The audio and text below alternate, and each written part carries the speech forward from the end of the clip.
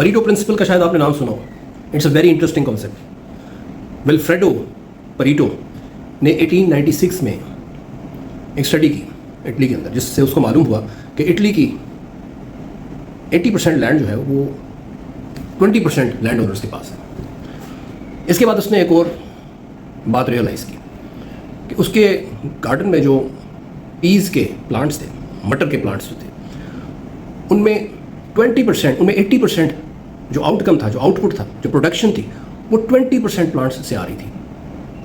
यानी उसके जो प्रॉफिट्स जनरेट हो रहे थे वो 20% ऑफ द प्लांट्स जनरेट कर रहे थे. लेटर ऑन जोसेफ जुरान ने 1950s में इस परीटो प्रिंसिपल को क्वालिटी मैनेजमेंट में अप्लाई किया और उन्होंने ये बताया कि आप एज एन ऑर्गेनाइजेशन अपनी प्रोडक्ट्स में से उन प्रोडक्ट्स को डिफाइन करें, आइडेंटिफाई करें जो कि आपका मैक्सिमम बिजनेस जनरेट करती हैं और उनके ऊपर ज़्यादा मेहनत करें. यही प्रिंसिपल आगे बिहेवियरल साइंसेज में भी आया. प्रिंसिपल क्या था, अगर आप अपनी ज़ात के ऊपर अप्लाई करें, आपकी ज़ात स्किल सेट और टैलेंट्स का एक मजमूआ है, लेकिन आपकी ज़ात के अंदर इन स्किल सेट और इस जो सेट ऑफ टैलेंट है, इसके अंदर, इस सारे मजमूए के अंदर आप ये रियलाइज़ करेंगे कि कुछ ऐसे टैलेंट्स हैं जिनके ऊपर आपका करियर खड़ा हुआ है या इससे भी ऊपर जा सकता है.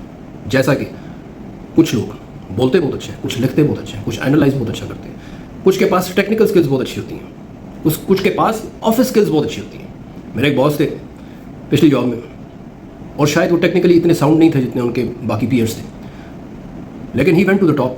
वजह क्या थी पता है? उनके अंदर एब्जॉर्ब करने की बड़ी सलाहियत थी. सुनते थे लोगों की बात, लोगों को इंगेज करते थे, लोगों को रिस्पेक्ट देते थे.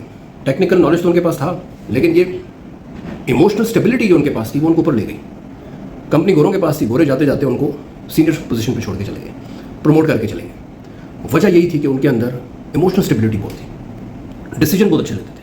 मेरे एक और बॉस थे, वो पेपर को स्कैन बहुत अच्छा करते थे, एनालिटिकली बहुत अच्छे थे. जो डॉक्यूमेंट रख दें, जो डेटा रख दें, कुछ ही मिनटों में उन्होंने उसके सारे pros and cons, strength and weaknesses, जो गैप्स सारे उन्होंने आइडेंटिफाई कर देने थे, because he was so good at analysing the data.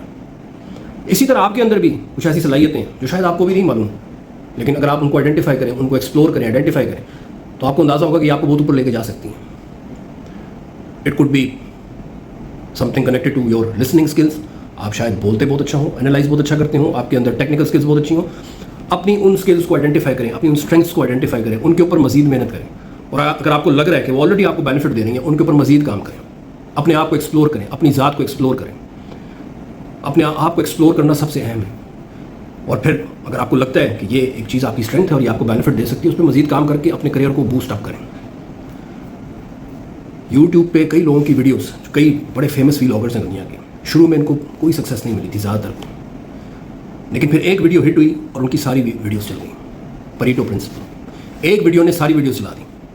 अभी भी आप देखें, अपनी पर्सनल लाइफ में देखें कि क्या चीज़ आपको लोगों के मुकाबले में एज देती है, और उस एज, जो आपकी स्किल है, जो आपकी क्रूशल स्किल है, उसके ऊपर मजीद काम करके अपने अंदर बेहतरी लाएं और अपने आप को बेहतर वर्जन बनाएं अपना.